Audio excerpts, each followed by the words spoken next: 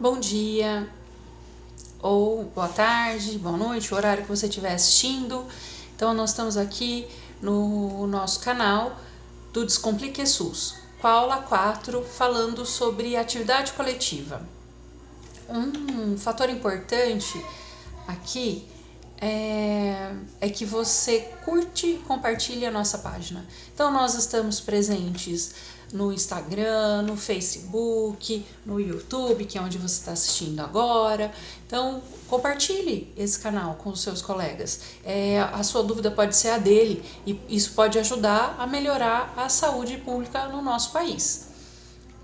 Bom, hoje, e esse é o canal do Descomplique SUS, eu sou a Sandra Esther, enfermeira, mestre em doenças crônicas não transmissíveis, e eu vou falar para vocês hoje sobre atividades coletivas na saúde pública. Você sabe o que é?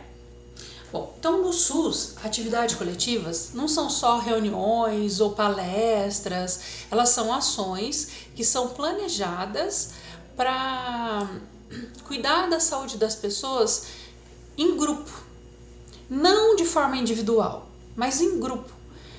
Porque isso vai olhar além da doença ou além daquela condição que a pessoa está apresentando no momento. Então, é muito importante que a gente reflita sobre isso, porque atividades, isso cientificamente é comprovado, que quando as pessoas se reúnem para falar da vida, da sua condição naquele momento, pode ser um momento importante que vai ajudar na sua melhora, porque além de troca de conhecimento, ele pode se sentir pertencente, né? Ele pode pertencer a um grupo, entender que tem outras pessoas que passam situações semelhantes a dele, que encontraram caminhos diferentes do que ele está usando agora e que deu certo, né? Então, essa é uma experiência muito boa e que na atenção primária deve ser trabalhado, né, com muita frequência. Mas a gente vai então pensar aqui o que são os grupos, né? Eles são rodas de conversa, grupos educativos, caminhada, grupo de gestante, grupo de pessoas com o diagnóstico de hipertensão, grupo de pessoas com diabetes, pode ser um grupo de adolescentes, em todas as faixas etárias, inclusive pessoas 60 a mais. Isso são atividades coletivas, é a atividade que a gente faz de maneira coletiva. Mas aqui vamos deixar bem claro esse conceito, né? Então, grupo não é quando você faz, por exemplo, vários agendamentos na unidade para um determinado CID, né? Ou para um determinado atendimento. Então, por exemplo, hoje vai ter atendimento de gestante. Então, vou fazer vários atendimentos de gestante, eu tenho aquela agenda de gestante e eu vou considerar como grupo. Se as pacientes, né, estão sendo atendidas de maneira individual, isso não é grupo. Elas estão sendo atendidas de maneira individual. Porque o grupo é quando as pessoas são atendidas coletivamente. Existe, né, uma cultura em alguns lugares, alguns municípios que chamam, por exemplo, agendas, né? Agenda do hiperdia como grupo de hiperdia, porque faz um agendamento agrupado, então naquela tarde, naquela manhã, naquele período, né, vai fazer atendimento de pessoas com diagnóstico para hipertensão e diabetes. Só que os atendimentos são individuais. Isso não é grupo. O grupo é quando as pessoas estão na mesma sala e você tem um mediador. Esse mediador não necessariamente precisa ser um médico. É uma pessoa da saúde que vai mediar a conversa. E é uma conversa. Então pode ser uma conversa focada para, por exemplo, alimentação saudável, para melhora ou controle das doenças crônicas. Pode ser uma conversa para gestantes, né? Então, no grupo de gestantes, então, são várias gestantes e você está conversando com elas sobre, por exemplo, cuidados ou dificuldades na amamentação. E aí mães que já tiveram seu bebê podem falar das dificuldades que elas tiveram para amamentar e como elas lidaram com isso, as suas inseguranças e depois como foi que ela lidou para poder amamentar o seu filho, como que foi a sua experiência. Isso vai fortalecendo as mães que ainda não tiveram essa experiência ou que tiveram uma experiência diferente, ruim, né? Ou que não tiveram êxito naquilo. Então, isso são exemplos de grupo, tá? Deixando bem claro, grupo é quando há um movimento coletivo, pessoas reunidas no mesmo local, pode ser uma sala, pode ser, já vi acontecer, embaixo de uma árvore, né? E elas vão conversar sobre um tema em comum. E aí tem um mediador que é geralmente da saúde, tá? Pode ser um convidado, né? Pode ser um educador físico, pode ser um fisioterapeuta, pode ser um nutricionista, pode ser um agente comunitário de saúde, e a gente vai falar mais quais profissionais podem fazer. Essas ações, elas estão baseadas no SUS, né? E elas seguem os princípios. Então, a universalidade, ela fala assim, que qualquer pessoa pode participar do grupo. Então, os grupos, mesmo que seja um grupo fechado, o grupo fechado é aquele assim que tem começo, meio e fim. Então, ele tem uma data de início e fim. Mas todas as pessoas podem participar. A gestante, todas as gestantes. As pessoas que foram diagnosticadas com hipertensão e diabetes, todas as pessoas. Ele não restringe, né? Então, todas as pessoas podem fazer parte. Equidade, porque cada grupo ele vai receber uma atenção específica conforme a necessidade daquelas pessoas. Então aquelas pessoas elas têm algo em comum, elas estão reunidas ali porque elas têm algo em comum. Né? Grupos de saúde mental acontecem muito, né, depois da pandemia, começaram a acontecer com maior frequência e com resultados muito bons, né? E aí trata também da integralidade, porque o cuidado ele vai além da medicação que é prescrita, né? Ele envolve educação, prevenção e promoção em saúde. E esses são princípios básicos da atenção primária à saúde. Então, o grupo ele é fundamental que ele aconteça nas unidades de saúde. Ele é fundamental acontecer para promover a saúde. E não necessariamente você vai fazer grupo para pessoas que tenham alguma condição já existente. Você pode fazer grupo para prevenir essas condições. Por exemplo, grupo de resultado de exames. Pessoas que fizeram exames e aí vão ter o resultado. Elas podem ter resultados normais, mas ou podem estar numa faixa ali ainda de atenção, né? Não está fora do normal, mas está em atenção. Então, você pode fazer um grupo orientando o que tem que ser feito para que ela fique numa faixa segura, né? Que seus exames, o valor de referência não ultrapasse aquela faixa que seria o de valor seguro para a saúde dele.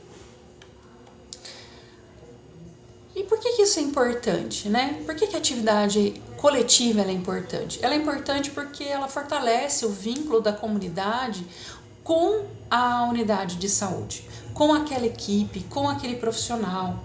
Ele estimula o autocuidado.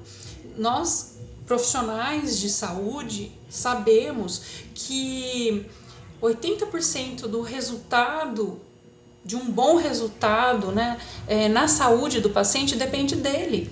Então, depende dele mudar hábitos, depende dele fazer o uso correto da medicação, depende dele promover o autocuidado.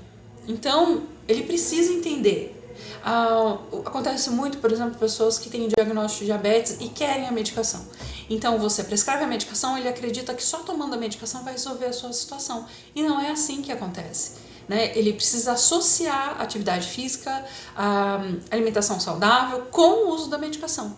Só assim ele vai ter controle, né, daquela doença. Ele não consegue eliminar a doença da sua vida, mas ele vai ter controle e uma qualidade de vida. Mas isso precisa ser explicado. E o grupo faz isso. Ele promove o autocuidado, a participação social, as pessoas se sentem pertencentes àquilo, né? E começam a dividir, tem uma corresponsabilidade no seu próprio tratamento. Ele ajuda com certeza a prevenir doenças antes que elas apareçam. Então, eu já tenho uma doença existente, mas ela pode evoluir para outras coisas. E eu posso prevenir. Ou ainda posso prevenir doenças que ainda não atingiram aquele grupo. E que esse é o papel, com certeza, da atenção primária. Quem que pode conduzir um grupo ou uma atividade coletiva, né? Todos os profissionais de saúde, entre eles os enfermeiros, os agentes comunitários, os médicos, os técnicos, auxiliares de enfermagem, psicólogo, assistente social, fisioterapeuta, nutricionista, educador físico, terapeuta ocupacional, outros profissionais aí que compõem a equipe multiprofissional, né, que antes agora é multi, né, mas antes era o NASF. Então todos esses profissionais eles podem conduzir um grupo, mediar esse grupo. Isso é muito importante saber, porque às vezes a gente fica centrado na unidade de saúde achando que só o médico tem conhecimento suficiente para lidar com o grupo. E não, qualquer profissional pode mediar um grupo, ele pode reunir essas pessoas que têm uma situação em comum e mediar o grupo. O que é importante aqui a gente saber que para a gente poder estabelecer um grupo, a gente primeiro precisa fazer um levantamento na nossa equipe. Então, na sua equipe, qual é a situação neste momento que mais tem aparecido? Qual a situação que tem mais aparecido? Então, por exemplo, as mães, as crianças não estão sendo amamentadas, as que acabaram de nascer não estão sendo amamentadas. Vocês têm que fazer um diagnóstico. E aí, entender que você vai precisar trabalhar a amamentação com a mãe. Qual é a dificuldade que essa mãe tem? Qual a dificuldade? Então, como que a gente pode trabalhar isso? Então, a partir de então, fazer um planejamento dentro da equipe de qual grupo de pessoas vocês vão trabalhar. E aí, quais temas vocês vão trabalhar para aquele grupo de pessoas. Né? Promover horários que sejam acessíveis. Às vezes a gente põe lá, grupo 8 horas da manhã, para trabalhadores, pessoas que estão trabalhando no horário que é um horário comercial, um horário de trabalho. Como que ela vai participar do grupo? 8 horas, das 8 às 9, 10 horas da manhã, mas ela está trabalhando, como que ela vai vir, ou ele vai vir para o grupo? Então a gente precisa pensar nos detalhes, qual é o nosso público-alvo, qual é a situação que merece atenção nesse momento, qual é o público que compõe, quais são os temas que nós vamos trabalhar e qual o melhor horário para fazer isso. Envolver a comunidade nesse processo é fundamental. Então a participação social é fundamental para poder estabelecer isso. E a partir de então, fazer os convites e montar os grupos e iniciá-los, né? Então, esse é um fator muito importante para a gente pensar. E, claro, né, dentro da saúde, tudo precisa ser registrado.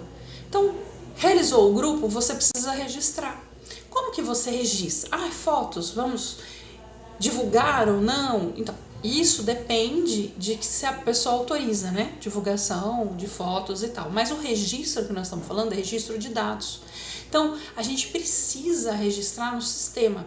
Hoje, no sistema do SUS, né, nós podemos registrar através do aplicativo Atividade Coletiva, que você encontra na lojinha de aplicativos, no Play Store, e baixa e pode...